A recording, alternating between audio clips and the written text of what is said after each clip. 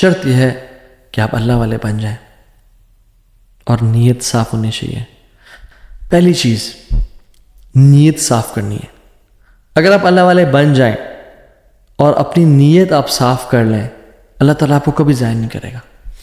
صحیح بخاری کی حدیث ہے، بنی اسرائیل کا واقعہ ہے، اوتھینٹک صحیح بخاری کی حدیث ہے. ایک شخص اس کو 1000 دینار چاہیے تھے، 1000 دینار چاہیے تھے.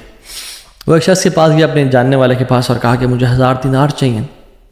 تو اس نے کہا کہ ٹھیک ہے میں تجھے دے دوں گا، بس تو ضامن ایک لیا جو اس کی ضمانت دے اور گواہ لیا، میں تمہیں دے دوں گا، مجھے پرابلم نہیں ہے. وہ شخص مسکین تھا، کوئی اس کے جاننے والا نہیں تھا، لیکن اللہ والا تھا وہ. اس نے کہا دیکھ میری بات سن، میرا ضامن بھی اللہ ہے اور میرا گواہ بھی اللہ ہے، میں اللہ کو گواہ بنا کے کہہ رہا ہوں کہ میں تمہیں واپس کروں گا. اس کو اس بندے کی تقوی پہ یقین آیا اور اس نے کہا کہ چلو میں دے دیتا ہوں، یہ اللہ کو گواہ بنا رہے ہیں، اتنا بڑا جھوٹا تو نہیں ہوگا. اور یہاں پہ آئے پاز میرے بھائیوں بہنوں، پاکستان کے لوگوں، انڈیا، بنگلہ دیش، جہاں سے بھی لوگ دیکھ رہے ہیں، اللہ کا نام لے کے نہ کبھی کسی کو دھوکہ نہ دو.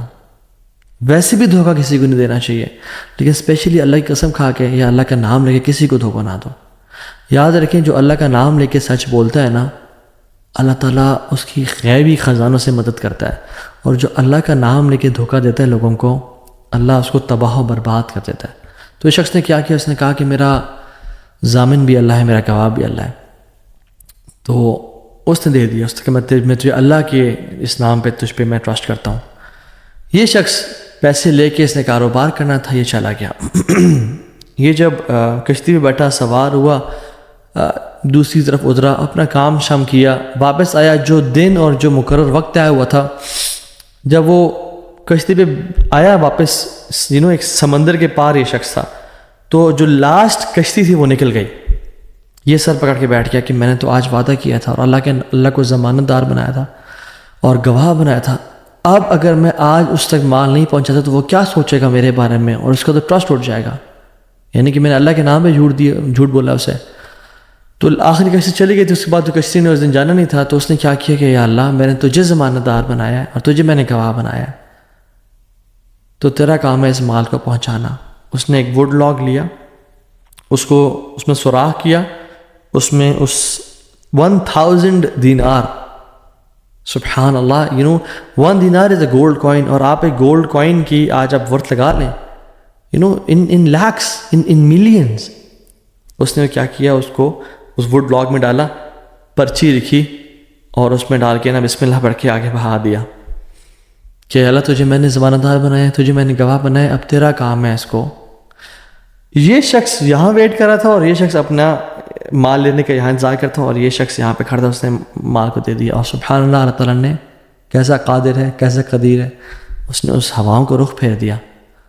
اور وہ بندہ وہاں انتظار کر رہا تھا، اور اس کے بندے کے پاس وہ ووڈ لاگ پہنچا اور اس نے اس کو دیکھا، اس میں پرچی تھی اور پرچی نکالی اور اس کو کھول کے دیکھا کہ اس کے 1000 دینار تھے. وہ بڑا حیران ہوا کہ یہ مجھ تک کیسے پہنچے. خیر، یہ جو شخص تھا جس نے بھیجے تھے، یہ اگلے دن دوبارہ جو سب سے پہلی کشتی ملی اس پہ روانہ ہوا اور اس بندے کے پاس پہنچا اور 1000 دینار لے کے الگ سے کہ پتہ نہیں وہ پہنچے نہیں پہنچے، میں اس کو اس کا حق تو دے دوں. اس نے کہا کہ یہ تمہاری امانت، معذرت تھوڑی تاخیر ہو گئی مجھ سے. کہتے تو کل تم نے مجھے پیسے نہیں بھیجے؟ کہتے میں نے بھیجے. پھر اس نے کہا جس رب پہ تم نے توکل کیا ہے نا، جس رب کو تم نے ضمانت دار بنایا تھا، اس رب نے تیرا مال مجھ تک پہنچا دیا، مجھے اس مال کی ضرورت نہیں ہے. ہم کیوں بات پریشان ہوتے ہیں؟ کیا کمی ہے ہماری زندگی میں؟ شاید توکل کی کمی ہے، قرآن پڑھنے کی کمی ہے، عبادات کی کمی ہے، حلال اور حرام کی پرواہ کرنے کی کمی ہے، نظروں کی حفاظت کرنے کی کمی ہے. ہماری زندگی میں کچھ کمی ہے جس کی وجہ سے ہم اللہ تعالیٰ کے اللہ تعالیٰ کے ناموں کی وجہ سے ہم we are not living to our fullest. اللہ تعالیٰ کے نام جو مسلمان جانتا ہو کہ میرا رب میں یہ کوالٹیز ہیں، اور پریشان ہو سکتا ہے. وہ کیسے انزائٹیز اور پریشانی سے گزر سکتا ہے؟ اس کو پتہ کہ میرا رب ہر چیز پر قادر ہے. قُلْ هُوَ الْقَادِرُ عَلَىٰ أَن يَبْعَثَ عَلَيْكُمْ عَذَابًا مِّن فَوْقِكُمْ. وہ قادر ہے کہ اس بات پہ کہ تم پہ عذاب لے آئے. إِنَّ الْمُتَّقِينَ فِي جَنَّاتٍ وَنَحَرٍ فِي مَقْعَدِ صِدْقٍ عِنْدَ مَلِيكٍ مُقْتَدِرٍ. عند ملیک مقتدر، وہ مقتدر بھی ہے، وہ ہر چیز پر قادر ہے۔ تبارک الذی بیدہ الملک وہو علی کل شیء قدیر، وہو علی کل شیء قدیر، وہ قادر بھی ہے، قدیر بھی ہے، مقتدر بھی ہے۔ تو پریشانی کس بات کی ہے؟ جب ہمارا رب ہے اور وہ ہر چیز کو کنٹرول کر سکتا ہے، اور ہم اگر اللہ والے بن جائیں تو پھر آپ یقین جانیں کوئی مسئلہ نہیں رہے گا۔ ہر پریشانی کو وہ آسانی میں ایسے بدل سکتا ہے، اس نے صرف کن کہنا ہے وہ بدل جائے گا، صرف ہماری نیت صاف ہونی چاہیے۔ نمبر 1۔